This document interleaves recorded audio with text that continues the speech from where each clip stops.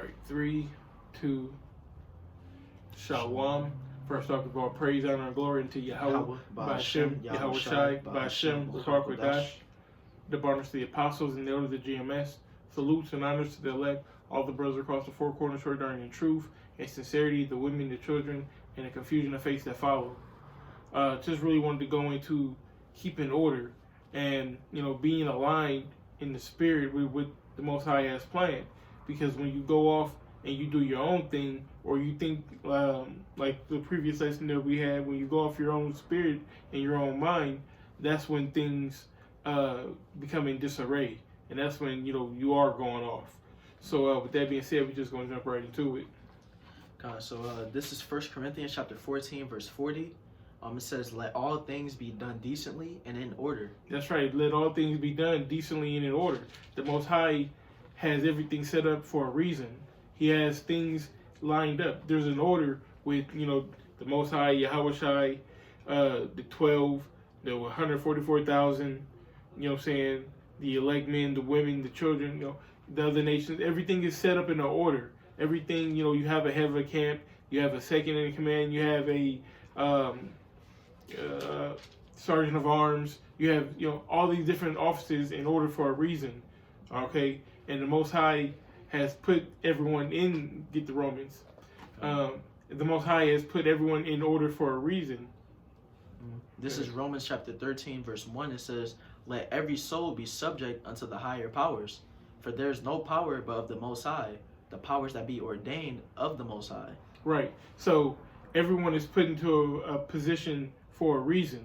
And it's because the Most High deemed them worthy to be put in that position, whether it's the first in the camp or the last in the camp.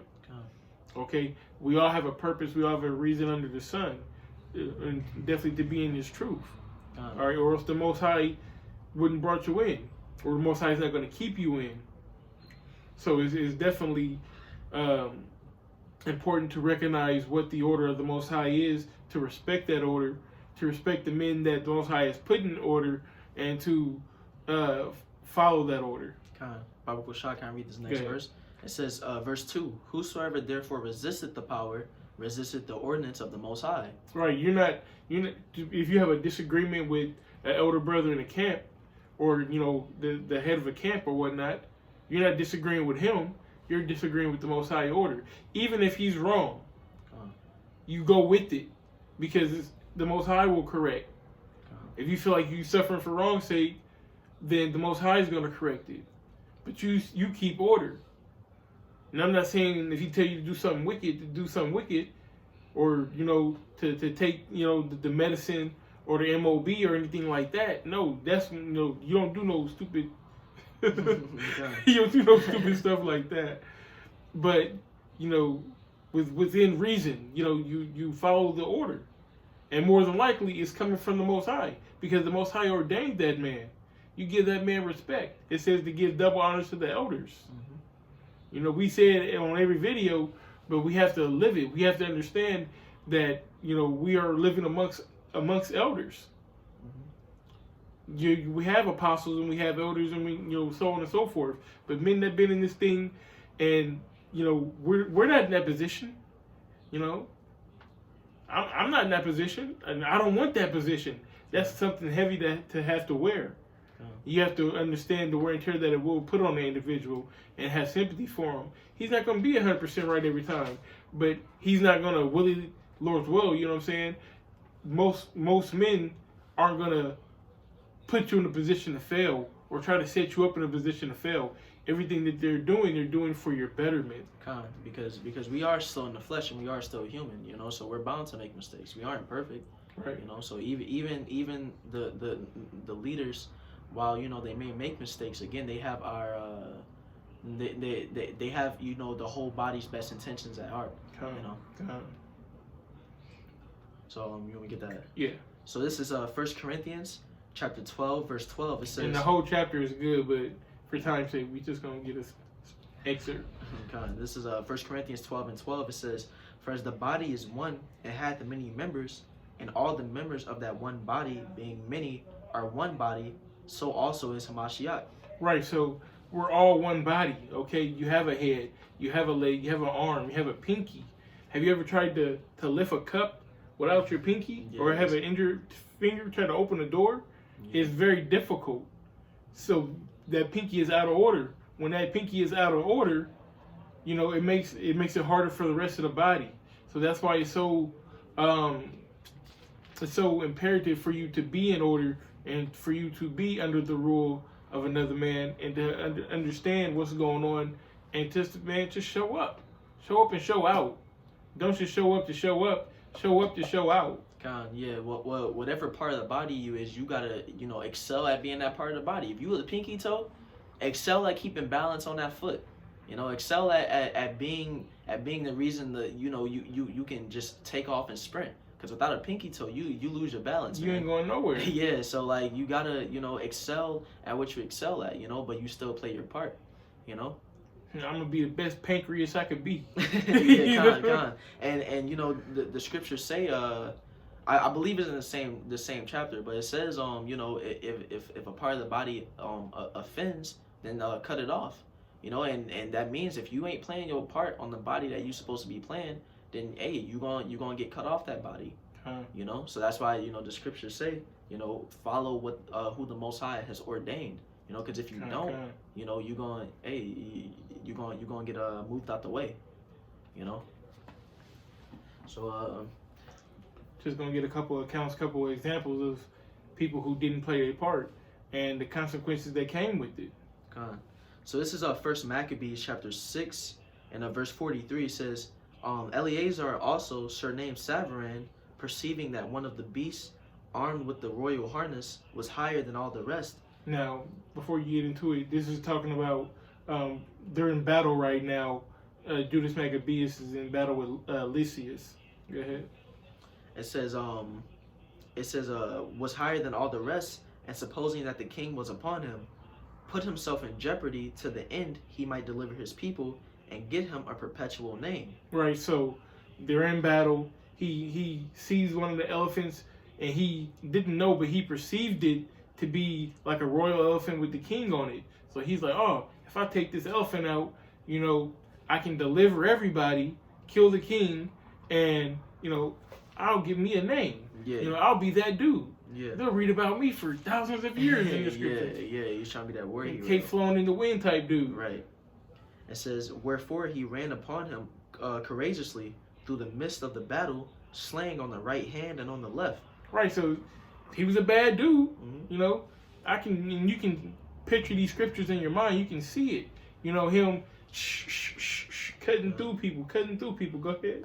It says, so that they were divided from him on both sides, which done, he crept under the elephant and thrust him under and slew him. Right. God.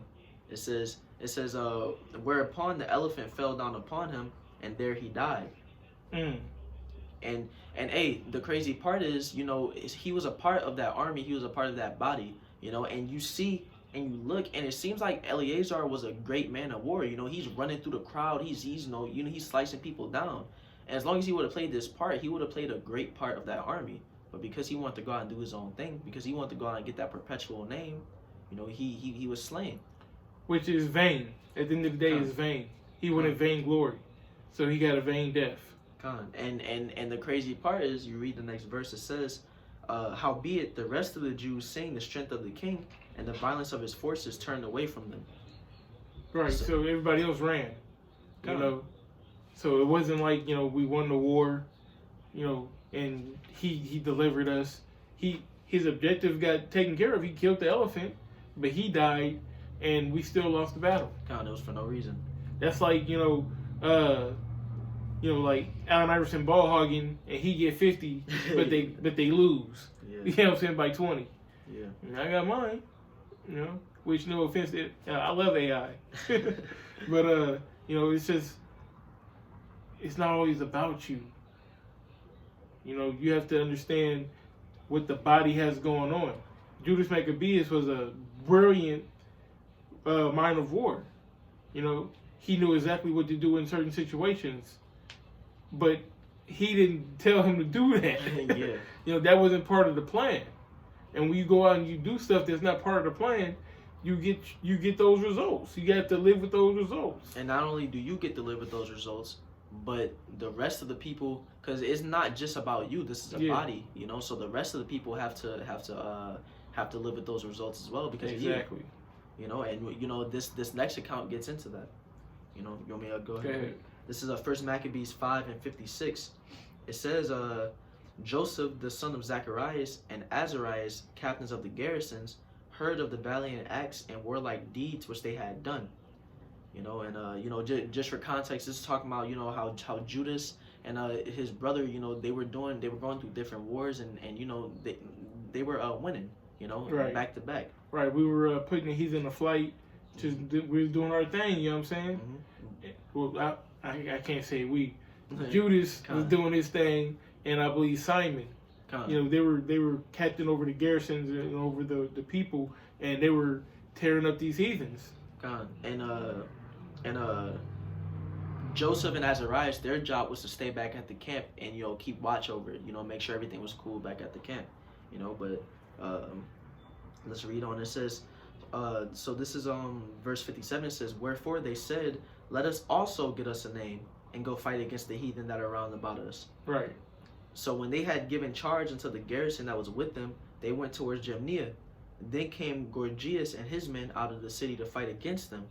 And so it was that Joseph and Azarias were put to flight and pursued unto the borders of Judea. Before you go a little bit further, the way Judas was winning the majority of his battles was through guerrilla warfare.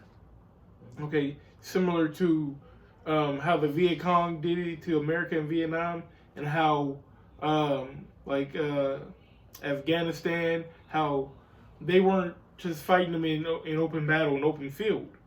You know, they were picking them off little man by man, here and there, fighting in spurts. Okay, that's why when Gorgias went up with them with 5,000 men, they said that they were put to flight. Why? Because they tried to fight them in open field with inferior weapons. You know, not as good of a strategy. You know, the Romans, or the Grecians at the time, I guess, they had that phalanx where man stood next to each man, and they all had a shield, and they had the spear, and, you know, and if you ain't in order, how you gonna beat that? You can't. That's why Judas had his tactics. He would come around from the side and flank them, you know, and put them to flight, or he would put them in a kill box, or he would, you know, have men on the hillside shooting down arrows at them, and they're in a narrow pass that they can't escape.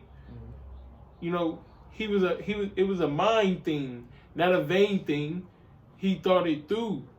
And that's the difference. They just wanted some glory. So they said, we're about to go find us some heathens to kill, and they ended up getting killed by the heathens. Yep. Go ahead, keep reading. It says, and so it was that Joseph and Azarias were put to flight and pursued unto the borders of Judea, and there were slain that day of the people of Israel about 2,000 men. Right, now you cost 2,000 men their life for your glory. Now that's your glory. Or should I say your shame? It says, thus was there a great overthrow among the children of Israel, because they were not obedient unto Judas and his brethren, but thought to do some valiant act. You know, and hey, up to this point, Judas and his army hadn't lost a single war that he was in. He was winning back to back to back. But as soon as somebody went against the grain, and as soon as somebody did what they wanted to do, then, you know, they lost. You know, it says, moreover, these men came not of the seed of those by whose hand deliverance was given unto Israel. Howbeit the man Judas and his brethren were greatly renowned, renowned in the sight of all Israel and of all the heathen, wheresoever their name was heard of. It says, and so much as the people assembled unto them with joyful acclamations. You know, that's about it. Yeah, so you see how the importance of order is. You know, back in the ancient world, and definitely in these times, we're getting down to the end of this. So it's very important for you to be aligned with the spirit and aligned in order.